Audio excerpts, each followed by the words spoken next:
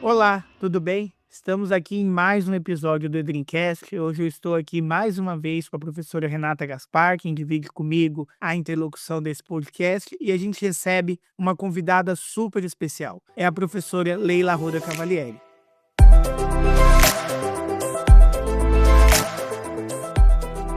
A professora Leila, ela é autora do livro Direito Internacional e a Criança, Adoção Transnacional e Nacionalidade do Adotando, da editora Raiz. Ela também é doutora e mestre em Direito pela Universidade Gama Filho, é professora de Direito Internacional Privado, de Introdução ao Direito e de Direitos da Criança e do Adolescente. É membro do grupo de pesquisa da Conferência da Haia, da PUC do Rio de Janeiro, membro da Associação Americana de Direito Internacional Privado, a ASADIP, e do NEPED, da UERJ. E hoje a gente recebe a professora Leila para discutir um assunto muito sensível: adoções. E para isso eu gostaria de situar um pouco a dinâmica e a dimensão do fenômeno adoção, principalmente quando a gente vai discutir ao longo desse nosso episódio os efeitos da adoção no cenário internacional, com quem é sem dúvida a maior especialista do tema que nós temos. Eu trago dados do Sistema Nacional de Adoção e Acolhimento, atualizados até 13 de maio de 2025. Atualmente, o Brasil tem 5.252 crianças e adolescentes para adoção, sendo 1.402 que estão disponíveis para busca ativa. Ainda é importante a gente considerar que existem 5.933 processos de adoção em andamento. E desde o ano em que esses dados passaram a ser compilados, 2019, já atingimos a marca de 27.177 crianças adotadas. O que a dimensão desses números interessa? Quantas dessas famílias são famílias internacionais? Quantas dessas famílias se localizam num espaço plural que transcende as fronteiras de um único Estado-nação? Quais são os limites da nacionalidade? Quais são os limites do pertencimento quando a gente fala de adoção no cenário internacional? E é para isso que a gente convida hoje a professora Leila para esse debate. Professora Leila, seja muito bem-vinda ao Edrincast. Boa tarde, prazer enorme, especialmente vindo de pessoas que eu gosto tanto. Renata é minha amiga e tem um detalhe engraçado que quando eu já conhecia a Renata, mas a figura dela ficou muito marcante para mim quando ela foi a um congresso levando a filhinha dela com meses. E eu achei aquilo o máximo, porque ela não deixou de dar a palestra fantástica, por sinal, participar de várias mesas, mas não deixou a maternidade de lado. Eu que lido com questões de criança, adolescente, aquilo me maravilhou muito. E a Renata com aquela agitação dela, e levanta, e vai, e troca e tal. Dali a pouco estava ela com a Nelly no colo de novo, dando uma papinha, arrumando a roupinha. Foi uma coisa fantástica. Então, eu tenho muita admiração pela Renata, e agora acabei de saber que o Paulo também, né, foi selecionado entre várias pessoas para participar na ONU, né, Paulo? Eu não sei se é Isso, de um período no pesquisa Tribunal do Mar. do Tribunal do Mar. Ela, como se fosse um estágio no Tribunal do Mar. Muito bacana isso. Leila, muito En obrigada. Você sabe que tem uma máxima que eu costumo utilizar, que é assim, ó, Deus faz e a gente vai se juntando, né? Então, a emoção de estar perto de você é a mesma que eu sinto sempre quando você conta esse episódio. E do Paulo também, né? Eu não posso nem dizer. É uma pessoa com quem a gente vai crescendo junto, né? Cada um na sua etapa, cada um na sua fase, mas sempre lado a lado construindo projetos de propósito como esse aqui. Então, eu gostaria muito de te agradecer que você sempre está com a gente, você sempre aceita os nossos convites, você sempre faz questão de trazer o seu conhecimento, que ele é emoldurado por carinho, generosidade. Então, para a gente é muito importante você estar aqui. Muito obrigada. Eu agradeço. A minha disponibilidade, não só porque eu faço questão de divulgar algumas partes da adoção internacional, da interna e da internacional, que são desconhecidas pelas pessoas, e muitas vezes até por advogados, né, Renata?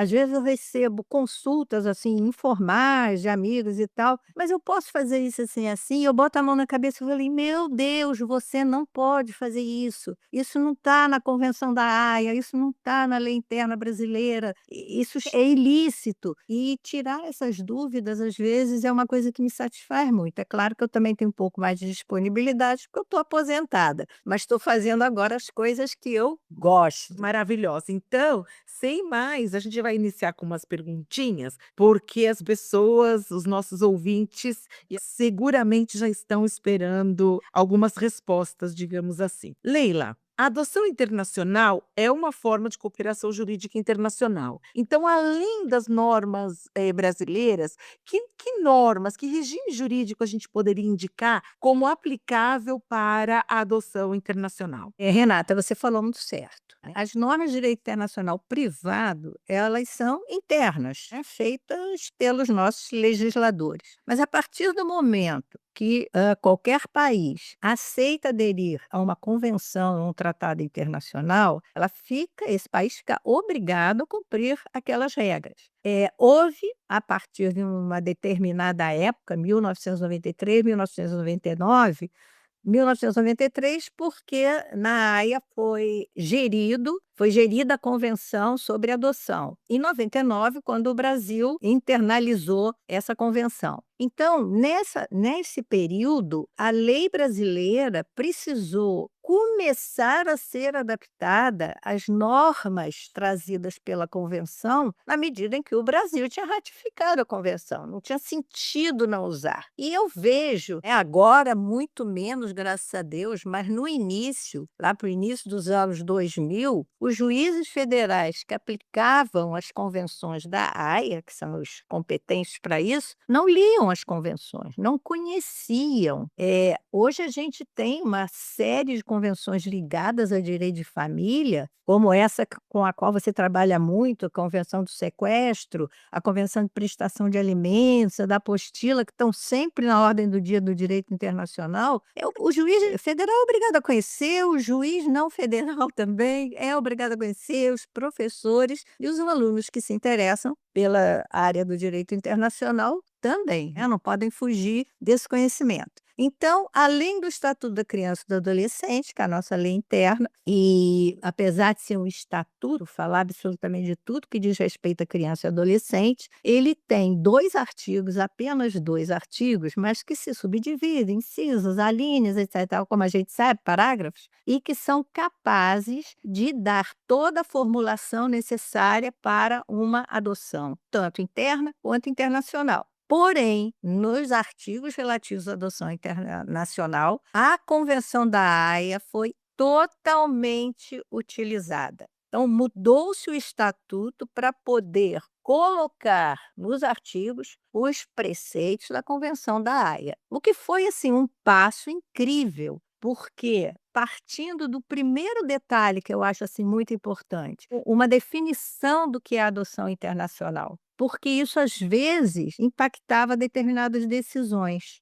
A gente vai encontrar na Constituição e até no próprio Estatuto, que não foi modificado ainda, né, algum artigo, que faz referência a uma adoção internacional como uma adoção por estrangeiros. E a gente sabe que o critério que é adotado atualmente no Brasil e que foi trazido da Convenção da Haia é o da residência habitual das partes. Então, se a criança reside habitualmente no Brasil e os adotantes pretensos residem habitualmente em outro país e vão se encontrar para formalizar a adoção, isso é uma adoção internacional. E por que isso é importante? Porque algumas regras são diferentes. Algumas regras precisam ser adaptadas a cada uma dessas diferentes adoções. A adoção interna, a gente segue os parâmetros aqui, a gente tem bastante conhecimento, estão divulgando muito a questão da adoção interna, como o Paulo até falou, a questão da busca ativa, adoções tardias, adoções de irmãos. Isso é mais facilmente verificável. Agora, questão da adoção internacional, quando você ultrapassa a fronteira jurídica de um país, você tem questões que você não pode deixar de avaliar. Como essa criança residente no Brasil, que vai ser levada por residentes na Itália, vai assumir a sua cidadania? Será que ela vai ser obrigada dali a alguns anos a prestar serviço militar? Será que ela vai perder algum direito relativo aos seus estudos públicos? Será que essa criança vai conseguir residir permanentemente nesse país? Então, são várias questões. Será que ela vai ter direitos hereditários? O que que a gente sabe no Brasil? A adoção concedida, sentença constitutiva, o filho adotivo não é filho adotivo, é filho. Então, todos os direitos inerentes à filiação brasileira, que a gente sabe que está lá até na Constituição. Mas será que nos outros países isso vai funcionar da mesma forma? Será que essa criança será considerada um cidadão de segunda ou terceira ou quarta classe? Ainda mais se for para países considerados mais desenvolvidos, que a gente nem usa muito, nem se usa mais esse termo, mas eles veem dessa maneira, né? Pega uma criança da América do Sul, abandonada, rejeitada, já com mais idade. Será que essa criança vai ser vista como filho mesmo desse casal residente no exterior? Como esse casal gostaria que fosse? Vai depender da lei interna de cada país. Então, essa questão que eu acho assim primordial. Você vai usar o direito interno brasileiro, lei de Estatuto da Criança e do Adolescente, e vai usar a Convenção da Haia também. Alguns países já se adaptaram para a questão da nacionalidade, para a questão da cidadania, para a questão também dos direitos hereditários, mas nem todos. O que tem acontecido agora, mais comumente, é que poucos países têm tido interesse em adotar uma criança no Brasil. Não sei se é porque está tendo uma demanda menor em relação aos adotantes, ou se há uma oferta muito maior por causa das guerras na Europa, na Ásia. São essas guerras que causam, né, um estrago tão grande e os órfãos oriundos dessas guerras. Aqui no Brasil, até uma vez eu acho que eu falei isso com você, Renata, as crianças da Venezuela entraram por Pacaraima e foram recebidas na Operação Acolhida. A quantidade de criança sozinha, desacompanhada, era muito grande. E quando eu digo criança, você pensa assim, como é que uma criança pequenininha vem sozinha da Venezuela, entra em outro país e chega aqui sem nada? Mas essas crianças que eu estou falando eram crianças muito pequenas, 3, 4 anos, às vezes até não recém-nascidas, mas com menos de 1 ano. Elas vinham com os irmãos, às vezes de 14 anos, de 12 anos, e essas crianças chegavam aqui sem pai, sem mãe, assim como os irmãos também. Então, era uma quantidade bastante expressiva, e o que fazer com essas crianças?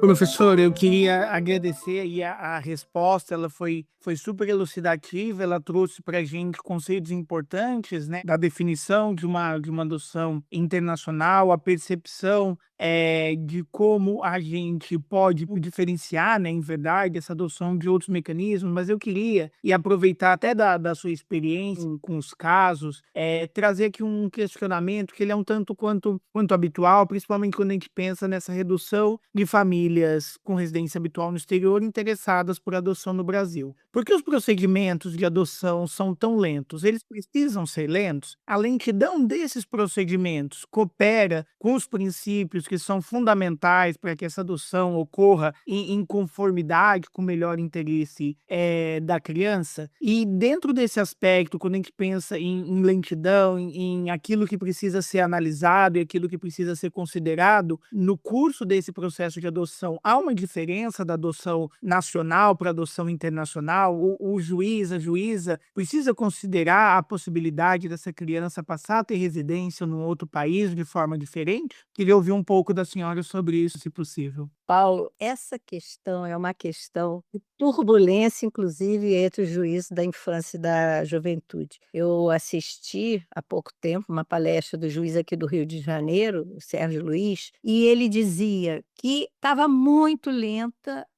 a primeira parte do processo adotivo, que é a extinção do poder familiar. Mas, ao mesmo tempo, ele dizia, é tão perigoso você ser apressado numa extinção dessas e uma semana depois aparece uma tia biológica que sempre teve interesse em cuidar da criança e que só não soube que a criança tinha sido abandonada pela mãe, pela genitora ou pelo genitor. Então, é bem difícil. Agora, o processo de adoção interna é muito lento também. E todas as etapas eu acho que são de muita importância. Sabe por que que eu estou falando isso? Tem havido mais de um congresso e mais de uma reunião a respeito da questão das crianças devolvidas. E o que se conclui dessas devoluções? Na maior parte das vezes, graças a Deus, as crianças são devolvidas ainda no cumprimento do que a gente chama de estágio de convivência. Quando a família já se habilitou, já foi aceita, está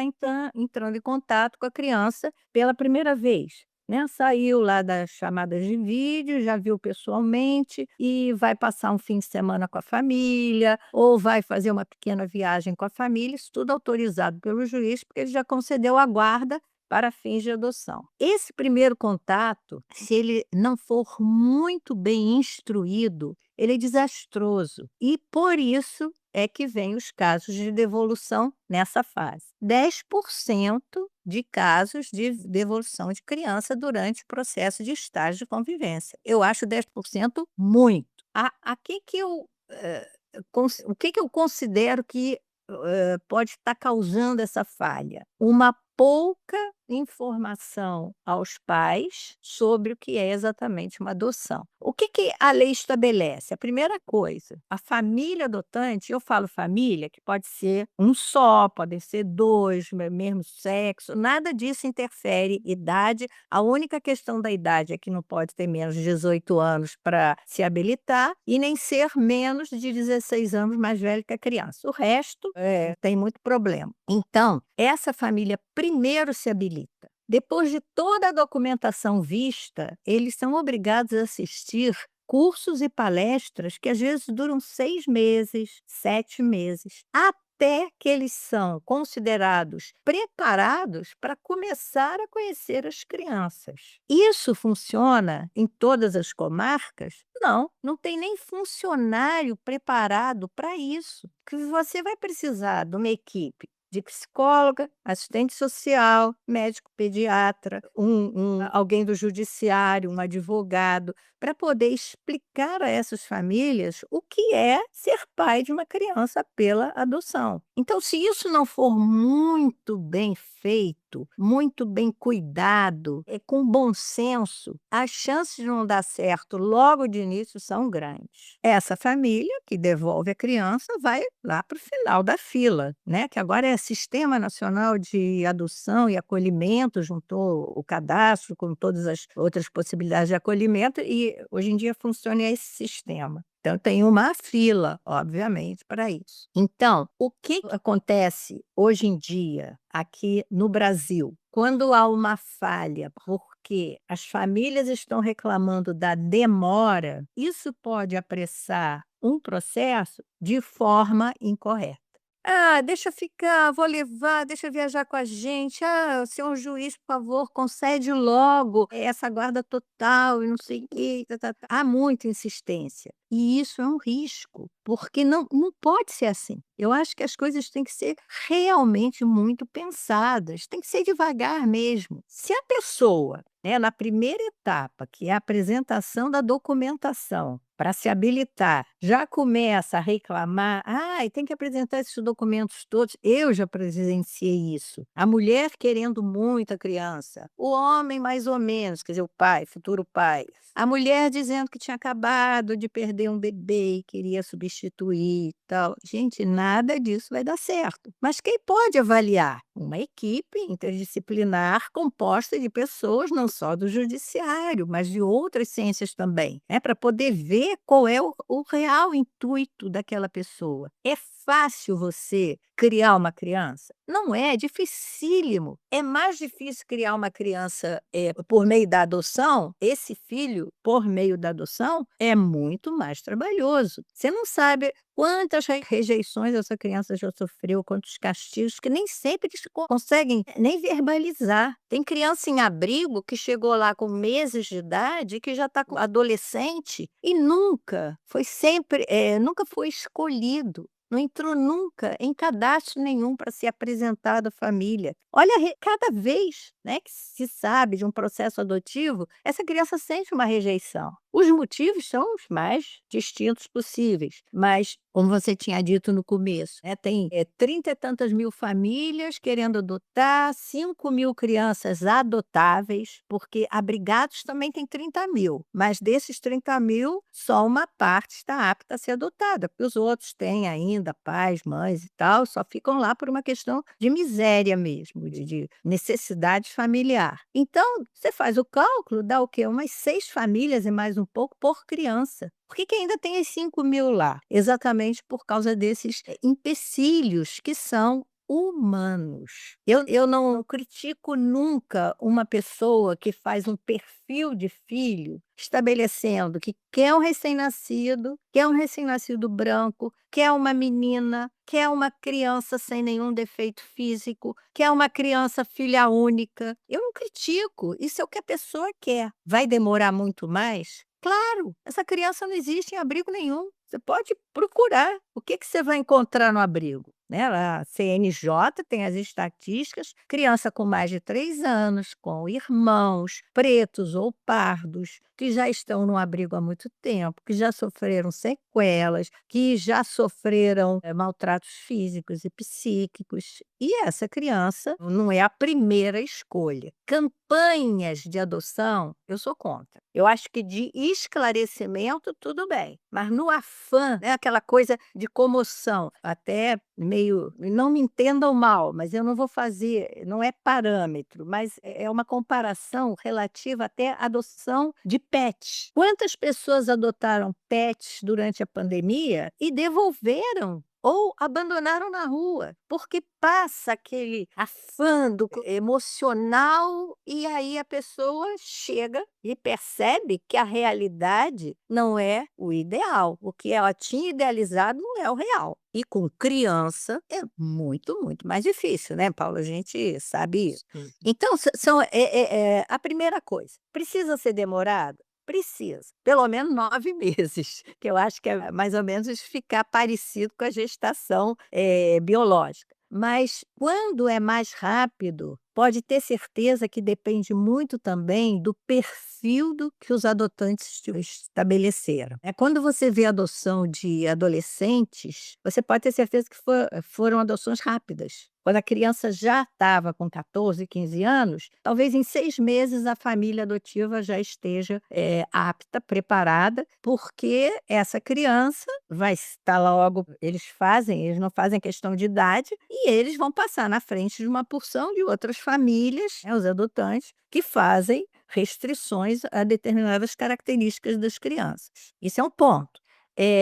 O outro ponto, que também faz demorar um pouco, a questão mesmo de alguns desconhecimentos do lado da assistência social. Por exemplo, o que o juiz que segue estritamente a lei vai ter que fazer? Tá? Essa criança tem uma família que está interessada nela, vamos buscar a família extensa. Começa a procurar e manda funcionário ver a família, ver se acha, aí publica edital, aí vai saber se tem alguma tia-avó, se tem alguma avó, às vezes acha a avó diz, já crio 7 netos, não posso criar mais um. E essa busca, eu acho que ela precisava ter um limite temporal. A lei até dá prazos para tudo, mas a gente tem certeza, não são cumpridos porque é impossível você cumprir. Então, isso é um obstáculo também, né? O excesso de cuidado para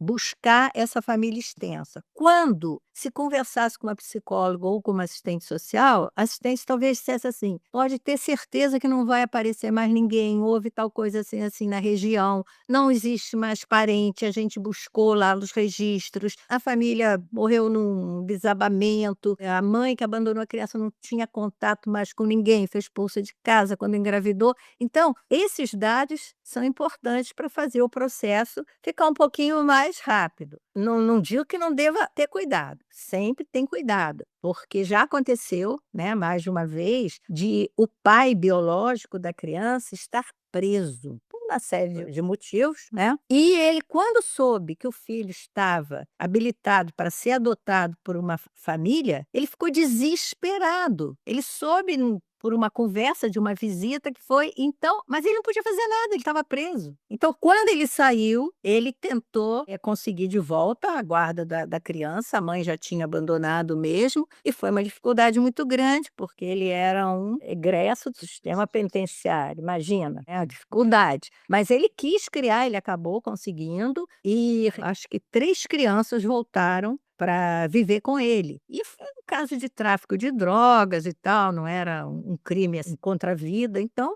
as coisas se acertaram. E aí a gente parte para o primeiro princípio que é básico em qualquer adoção, que é tentativa de reintegrar, não é busca por parente que queira a criança, a família extensa não, é reintegração na família original. Você vê nesse caso do pai, na penitenciária, voltou, arranjou um emprego, conseguiu ajuda, por que não as crianças se reintegrarem ao núcleo familiar dele, com ele e com os irmãos? Então, esse é o primeiro princípio. Vamos tentar? Vamos. O que às vezes dificulta esse processo? A mesma coisa. Funcionários especializados para indicar: olha, fulano, você tem um problema, você tem uma doença, que é o alcoolismo, você tem que procurar grupos de apoio. Isso é uma coisa. Ah, fulana, olha, esse tipo de comportamento, de agressão e tal, vamos dar a você um apoio psicológico. Você vê que isso não se faz mais, não se bate num bebê recém-nascido porque está chorando.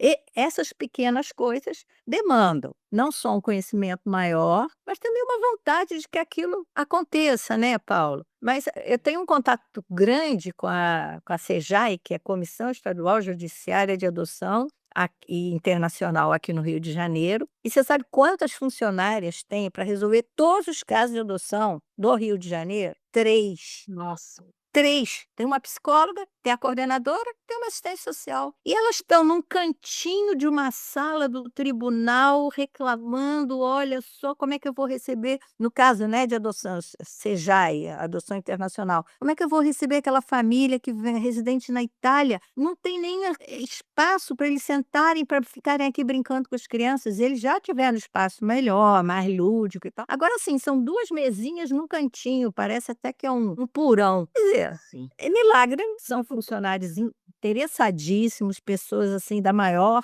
capacidade, mas tem uma hora que aquilo se exaure, né? Elas não dão conta, essas 3 moças não dão conta. Eu estive lá há pouco tempo. Fala, Renata. Não, é que eu acho que tem uma outra questão aí, desculpa te interromper, achei que você tivesse terminado. Uma outra questão que ela é também, alguma vez eu tive oportunidade de estar próximo de casos assim, que é o tráfico internacional de pessoas, né? Porque a gente sabe que fora do Brasil, e às vezes aqui com ligações aqui dentro do Brasil, tem organizações inteiras que pretendem, às vezes, adotar crianças, mas a gente sabe que não é adotar criança para educar a criança, né? A gente sabe que a finalidade, ela é criminosa, às vezes até uma vez eu trabalhei num caso e tinha uma organização que passava sobre processos de adoção, entre aspas, né? Mas levavam essas crianças para fora do Brasil para fazer transplante de órgãos. Então também a burocracia, ela é importante para garantir, além de tudo isso que você falou, essa outra questão no caso das adoções internacionais, né? E aí, a este propósito, falando de adoção internacional e comentando dessa salinha que você falou, que tem essas 3 pessoas que trabalham para receber interessados estrangeiros, quais os requisitos, Leila, que um adotante que é residente domiciliado fora do Brasil precisa ter para adotar uma criança residente domiciliada aqui no Brasil? Então vamos lá para o processo, né? Como é que isso se constitui? Inicialmente, eles podem fazer através da autoridade central, que foi uma figura também criada pela Convenção da Haia, das convenções da Haia, que é a criação de uma autoridade central. Então, as adoções internacionais ocorrem com o Brasil como a residência habitual da criança e países que também ratificaram a convenção como países dos adotantes, da residência dos adotantes. Então, são 100 e poucos países que ratificaram a convenção. Quais são os países que mais procuram o Brasil para adoção? Em primeiro lugar, a Itália, depois Estados Unidos, França e Espanha. São esses 4. O que havia há anos atrás? Agências que intermediavam essas adoções. Hoje, se os adotantes residentes fora do Brasil quiserem, eles vão direto à sua autoridade central, no setor específico de cada país, e queremos nos habilitar a adotar uma criança no Brasil. E daí começa o processo de verificação de requisitos. Cada país estabelece os seus para, obviamente, não haver nenhum conflito. Por exemplo, a idade para adotar a partir dos 18 anos, como é no Brasil, não é comum na Europa. Na Itália só era permitida a adoção interna ou internacional a partir dos 40 anos do casal. Os dois tinham que ter mais de 40 anos. Isso já foi modificado, mas tem países que ainda exigem mais do que 18 anos. Então, a gente uniformiza, né, todas as exigências para não dar problema nenhum. Então, 2 formas. Ou eles recorrem à autoridade central deles, que entra em contato com a nossa autoridade central federal, a CAF, e a CAF manda todo esse pedido e todas as informações para a autoridade estadual, que é a Comissão Estadual Judiciária de Adoção, aqui em cada estado, seja ou sejai. A gente tem 2 autoridades centrais, 2 não, tem uma autoridade central federal e várias autoridades estaduais, mas nesses 2 níveis, federal e estadual. Ou a pessoa pode também recorrer, caso o país assim aceite, a essas agências especializadas. Nós já tivemos 20 e poucas agências, atualmente eu acho que são 11, que de 2 em 2 anos elas são recadastradas e se houver qualquer irregularidade, elas são extintas. Nisso, o Brasil é extremamente cuidadoso. Dessas 11, parece que 7 são italianas e as outras entre esses outros países, que são mais 3 países, são assim distribuídas. Tanto a autoridade central federal do país da residência dos adotantes, quanto essas agências de adoção no exterior, elas são obrigadas a fazer um dossiê muito completo dessas famílias, em relação a comportamento pessoal, a comportamento social, como interagem na comunidade. Eu acho até interessante porque, às vezes, vão às casas das pessoas para conhecer num determinado dia. E a família fica assim mais ou menos tranquila, assistente social aqui da agência tal, por Lemenore, qualquer coisa assim. E não vai voltar tão cedo e tal. No dia seguinte, tem uma equipe de novo na casa. Aí a família já, ai meu Deus do céu, mas aí já começa a agir mais naturalmente, porque no fim de semana aquela equipe vai estar de novo lá observando. Então, esse tipo de trabalho, se ele for muito bem feito, ele tem sido muito bem feito, ajuda muito a criar um dossiê para não haver possibilidade de, no futuro, se descobrir que é uma pessoa nessa situação que você falou. O interesse é traficar a criança, o interesse é mais escuso do que está demonstrado aqui, e não tem, que eu saiba, de pelo menos 20 anos para cá, não houve nenhum problema em relação a essas agências, porque é oficial, não é uma coisa assim, vamos ver se tem um advogado que ajuda a gente a conseguir uma criança. Quando eu começo a falar de adoção internacional, mesmo adoção interna, de vez em quando eu recebo, assim, pelos meios digitais, doutora, será que eu conseguiria uma criança assim? Eu já sei logo o que é, entende, Renata? Que é uma facilidade. E não existe essa facilidade, nem eu vou nunca me envolver numa questão dessa. Então, esse é o primeiro passo. A partir do momento que esse dossiê chega ao Brasil, essa família começa a ser contatada pela Comissão Estadual Judiciária de Adoção. Inicialmente, hoje tem essa grande facilidade, você fazer tudo por chamada de vídeo, antes era o Skype que funcionava muito bem e tal. E são apresentadas crianças para essa família. E só depois desse primeiro contato totalmente digitalizado é que a família recebe uma autorização para vir conhecer pessoalmente as crianças. Claro, se estão todos residentes no Brasil, isso é um problema zero, né? Tanto é uma coisa que a gente sugere, pessoas que ficam buscando outras comarcas.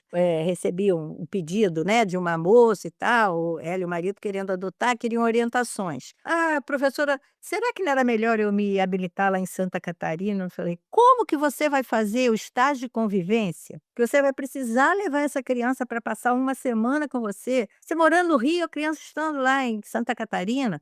São coisas que, assim, parecem, né, que são escolhas boas, mas não são. Mas isso por quê que ela queria ir para Santa Catarina? A família era muito clara, era mesmo, tanto a moça quanto o rapaz tinham olhos claros e tal, louros, e não queriam uma criança parda nem preta. Então, é um direito que eles têm. Eles ouviram dizer que em Santa Catarina, a maior parte das crianças que estão nos abrigos tem esse aspecto físico. Esse é o primeiro passo.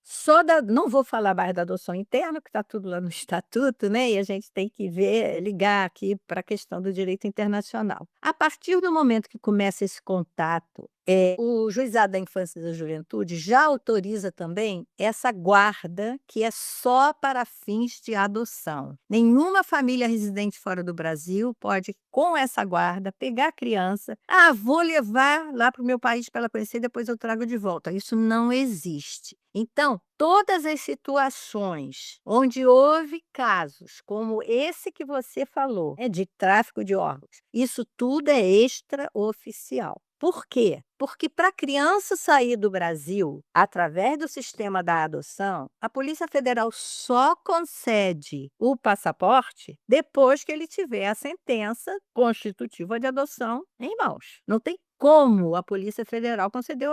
Pode ser que tem um lá na Polícia Federal que faz isso. Os outros não vão permitir. Isso não vai acontecer. Então, para a criança chegar a sair do país, é porque todo esse processo foi muito, muito bem avaliado. Tem um caso que eu achei muito curioso, 2 rapazes italianos que já tinham adotado no Brasil 3 irmãos. Uma outra coisa rara, a maior parte das famílias quer uma criança filha única, né? Talvez 2, 3 anos depois resolva adotar outra criança, mas não faz nem questão que sejam irmãos. Então, a adoção de irmãos, que é uma das coisas que o estatuto sugere como a prática correta, ela é mais difícil. Tem acontecido, mas não é o padrão. Mas esses 2 rapazes italianos moravam juntos e tal, adotaram 3 crianças, 3 irmãos. E eu os conheci quando eles vieram para adotar o 4º irmão. Então, o dossiê deles foi todo refeito. As crianças vieram junto para levar o irmãozinho, que elas nem conheciam. A mãe tinha tido o 4º filho depois que os outros 3 mais velhinhos já estavam morando na Itália. E, na saída, um dos dias que eles estavam lá, conhecia as crianças, já falando italiano, fazendo tudo como se fosse italianos. É muito engraçado, muito bonito, né? Até comovente. Um deles me falou assim: avise a mãe deles, por favor. Eu estava lá só de ouvinte, eu não trabalho no tribunal. Mas eu achei interessante que, por coincidência, eu estava escrevendo a tese e tal. Eu falei, nossa, que caso legal. E aí ele falou assim: avisa a mãe deles para parar de ter filho, que a gente não vem pegar outro irmão, não. Já estavam levando o 4º. É outro trabalho que precisa ser feito. Pegar essa mulher, ensinar a ela, porque não adianta o conhecimento só teórico. Para colocar aquilo em prática, você tem que ensinar 10 vezes. E a gente vê isso nos adolescentes que têm todas as informações possíveis hoje em dia e que engravidam. Então, não critico ninguém em relação a isso. Você não sabe também o tipo de marido que ela tinha, de companheiro que ela tinha, se ela não foi estuprada pelo companheiro várias vezes sem querer. Enfim, eles levaram esse 4º irmãozinho. Mas esse primeiro princípio, que é a da reintegração, esse assim, acima de todos. O segundo princípio que eu acho muito importante, Superior interesse da criança. Está em várias convenções. E o que é o superior interesse da criança? Para mim, isso resume numa frase: achar a família para a criança e não a criança para a família. Isso é básico. Né? A família pode querer ter um perfil, mas se a criança não se adaptou àquela família, não tem jeito. Essa adoção não vai dar certo. O segundo princípio é esse: superior interesse, achar uma família para a criança e nunca uma criança para a família. Terceiro princípio: não haver nenhuma intenção de lucro. Então, a gente passa ao largo dessas questões, o que não quer dizer que não haja advocacia na adoção internacional. Isso é outra coisa. A família residente fora do Brasil pode contratar um advogado para acompanhar, para fazer tradução, para levar nos abrigos ou para acompanhar num passeio. Não tem verificação de documentação, problema nenhum. É uma questão de honorários, desde que eles não sejam, obviamente, abusivos. Mas o que a gente fala do lucro é aquilo: quanto custa uma criança? Isso parece assim tão absurdo, mas eu já ouvi essa frase, talvez um pouco mal traduzida, mas o casal quase que disse isso. Quanto eu preciso, quanto eu vou gastar para ter essa determinada criança? Eu falei: custos, você quer dizer hotel, lugares onde você vai levar a criança, alimentação? Eles falaram: não, para isso a gente tem. Aí eu já vi que o objetivo é coitados. Não que eles tivessem maus objetivos, mas eles estavam incorretamente orientados de que com dinheiro eles iam conseguir passar na frente de tudo e uma adoção mais célere. Outro princípio que eu acho muito, muito importante: o juiz da infância e da juventude que concede a adoção tem que conhecer a lei que vai ser aplicada à criança no exterior. Aquilo que a gente falou. Eu não sei nem se vocês sabiam. Vocês sabiam que na Noruega tem serviço militar obrigatório para mulheres? 2 anos. Não sei. Eu também.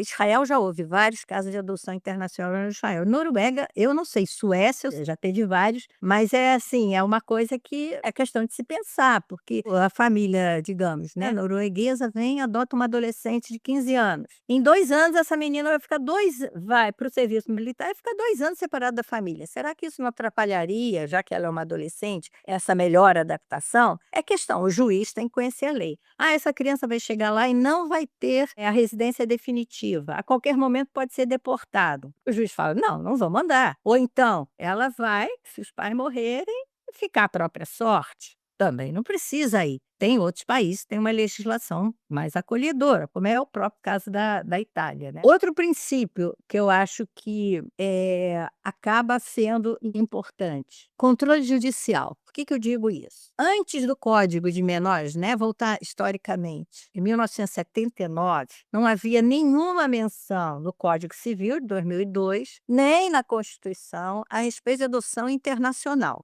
A primeira vez que se falou em adoção internacional, num único artigo, foi no Código de Menores de 1979. Então, você pensa assim: será que não houve nenhuma adoção por residentes fora do Brasil desde 1500 até 1979? Claro, mas como é que elas se davam? Quem era a autoridade competente? Um tabelião de um cartório. Era cartorária a adoção. Então, chegava a família residente na França e com uma criança que a mãe estava do lado, estava fazendo, né, acatando, aceitando dar em adoção seu filho. O tabelião fazia o quê? Lavrava uma escritura de adoção. Não tinha obrigação de perguntar quem aquela família era, para onde ia, o que ia fazer com a criança. Não tinha nenhuma obrigação de perguntar à mãe se ela não estava passando por uns períodos emocionais pós-parto, se ela poderia mudar de ideia, se ela tinha algum parente a quem ela pudesse recorrer. O tabelião não perguntava nada. Lavrava a escritura de adoção. Com aquela escritura, eles iam à Polícia Federal, viajavam, levavam a criança. Todas essas adoções foram ruins? Não, claro que não. Muitas devem ter sido extremamente exitosas, mas a gente não tem esse registro, a gente tem esses relatos. Mas registro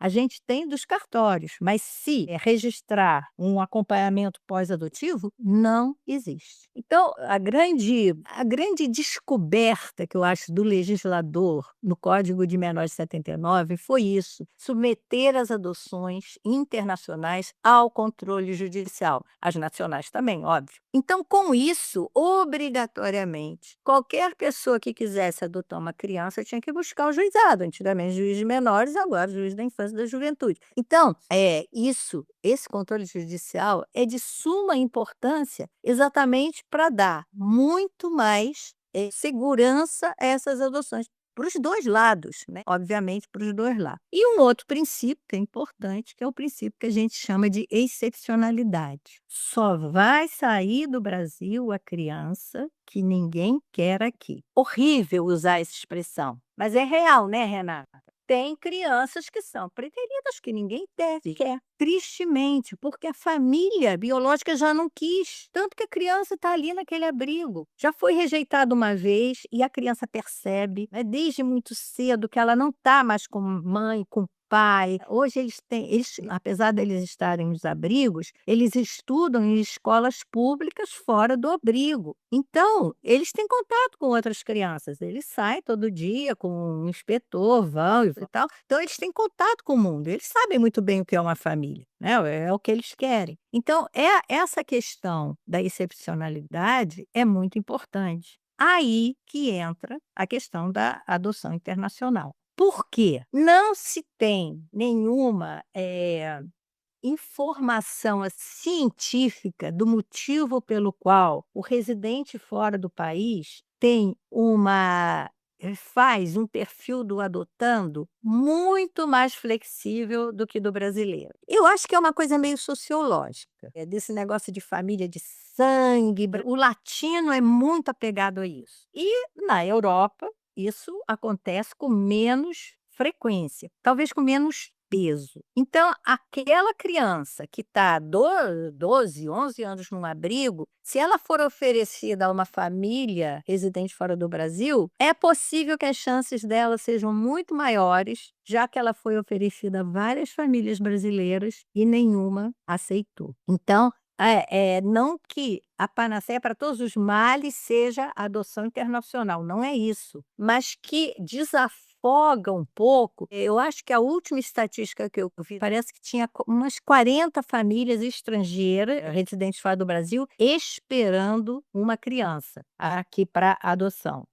Perto das outras 30.000 brasileiras, vocês veem que tem uma diferença muito grande, né, em processo adotivo. Enfim, essas autoridades todas que funcionam, né, na consecução de uma adoção internacional, a ACAF, a SEJAI, essas agências credenciadas, o Juizado da Infância, a Polícia Federal, a ACAF, através da Autoridade Central, elas são primordiais para o processo ser bastante transparente, que eu acho que isso que é o importante. Todas essas questões, como a gente tem umas que a gente até nem gosta de usar a expressão, mas é real, que são as antigas adoções à brasileira. Ficaram com esse nome até no exterior, né? A família chegava, dava criança e, vou criar o meu sobrinho, vou criar não sei o quê. Criava como filho, não tinha documento nenhum que provasse que fosse filho ou que era adotado. Acontecia muito. Como aconteceu muito em outras eras, que as crianças eram criadas para serem funcionários domésticos. A gente sabe, especialmente meninas. Então, a partir da necessidade do controle judicial, se é uma adoção juridicamente reconhecível,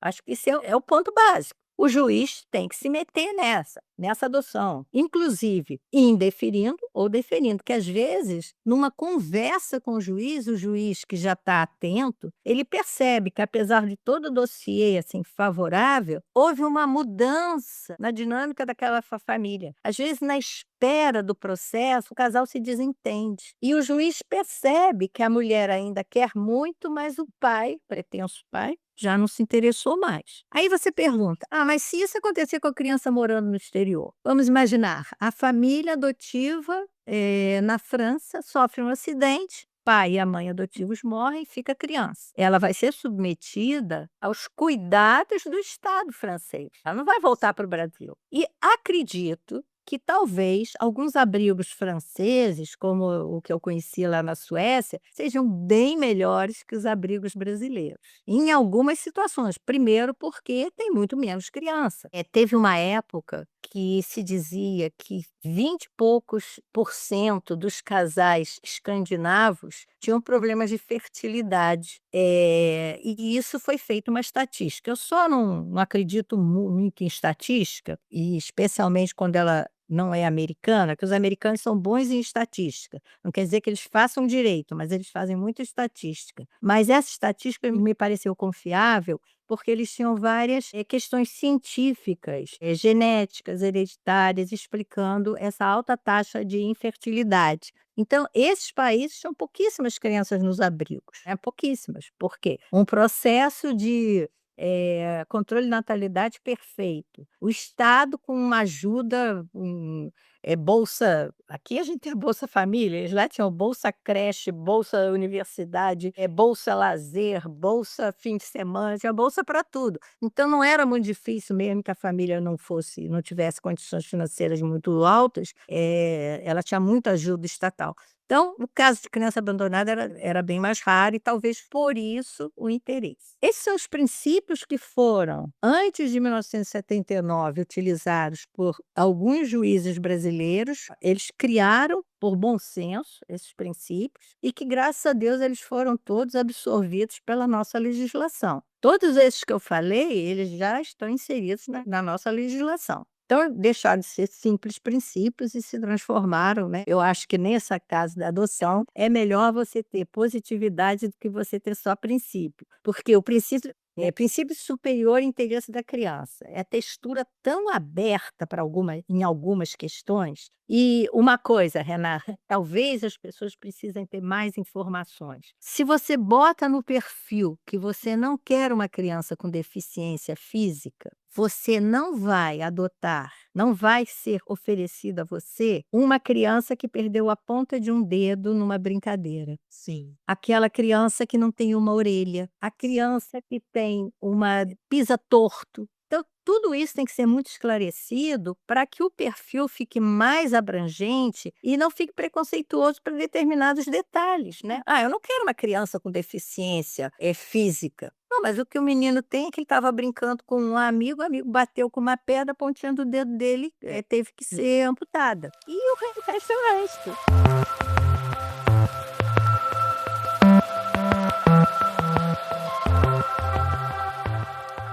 Teve uma verdadeira aula do dia de hoje, a gente teve uma oportunidade aí muito rica de aprender. Acho bem interessante quando aí já encaminhando para o fim, a senhora consegue demonstrar aí de maneira bem estruturada essa transformação de algo que os juízes juízes e juízas aplicavam numa apreciação dos casos, e isso se converter enquanto norma. Eu acho que isso dialoga com algo que a gente vem construindo aqui ao longo dos nossos episódios, mostrar como o direito ele também se transforma por meio dos casos, por meio da atuação judicial, e não tão somente, o direito não se realiza somente pela prática da lei, tal como posta, mas ele é uma construção que se dá em diversos aspectos, e eu acho que isso foi muito interessante, e de maneira aqui muito grato. Eu agradeço pela sua cooperação. Acho que a gente saiu daqui com muito aprendizado. Acho que a senhora conseguiu tratar de temas complexos com sensibilidade e empatia, e a gente não pode deixar de pensar que esse é um propósito da sua carreira. E aqui na Edrim a gente sempre pergunta para os nossos convidados, para as nossas convidadas, qual é o propósito do direito internacional. Então eu queria saber, professora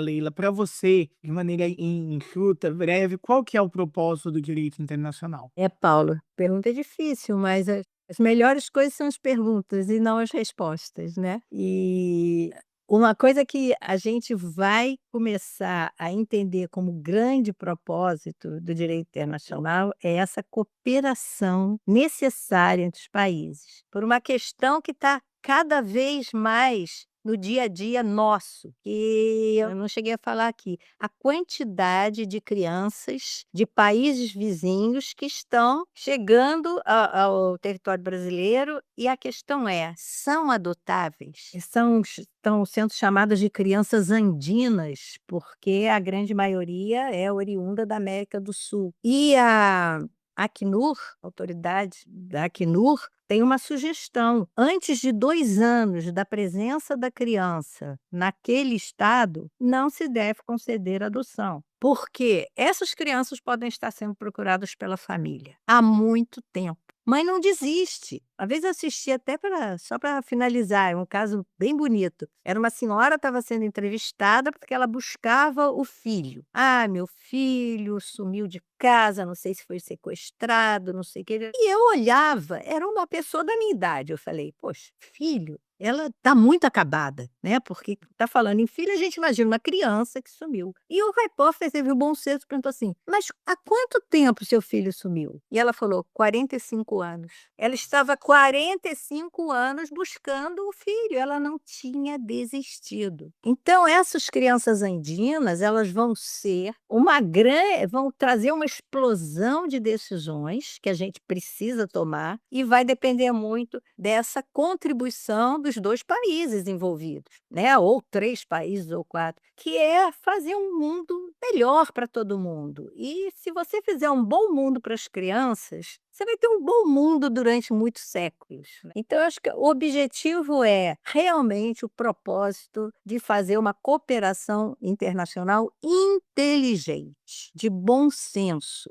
Que não seja uma coisa atabalhoada, porque está na lei, porque está na convenção. Estamos realmente contribuindo, porque tem assim uma expressão que eu acho muito bonita para quem trabalha com imigração, que nada por eles sem eles. Perguntar para essas crianças se elas querem ser adotadas, perguntar para essas famílias se elas querem realmente que as crianças, e não fazer a coisa porque eu acho que isso vai ser melhor para eles, entendeu? Então, eu acho que cooperação internacional tem muito a ver também com o propósito de colaboração e escuta. Você não, Exato, né, não exato. pode deixar. O que vocês querem, né? O que vocês pretendem, o que seria agradável para você. Então, eu acho que basicamente é isso, né, Paulo, Renata? Nossa, Leila, eu não tenho como agradecer essa verdadeira aula. Se a gente tivesse mais tempo, com certeza a gente teria muito mais perguntas. Eu acho que vai ficar aqui a dica para a gente fazer um volume 2, sabe? Um episódio 2, para quem sabe a gente falar dessas crianças andinas, das crianças refugiadas, enfim, sobretudo numa atualidade em que a gente vê muita criança desacompanhada, às vezes até por uma questão de sobrevivência, né? Então eu quero agradecer imensamente, que eu tenho certeza que esse episódio vai ajudar e elucidar muitas pessoas que trabalham no âmbito do direito internacional, no direito internacional privado. Então, a Edrim agradece a sua generosidade e disponibilidade. Muito obrigada, Leila. Muito obrigado, professora Leila. Acho que a gente já sabe quem vai ser uma das convidadas da 2ª temporada. Eu que agradeço demais aí o tempo de vocês. Acho que a gente sempre extrapola o que vai falar. Eu não fiz assim não fiz um roteiro, porque já sai tão automático, né? A gente só acrescenta as coisas que eu pesquisei ontem, que eu falei, não, eu gosto de pesquisar na véspera, que muda tudo, né? Então tem que ficar sempre bem atento para isso. Mas eu que agradeço a vocês. E eu aproveito para você que nos ouve, não esquecer de se inscrever no Edrimcast e acompanhar a cada 15 dias sempre um novo episódio. Tchau, tchau.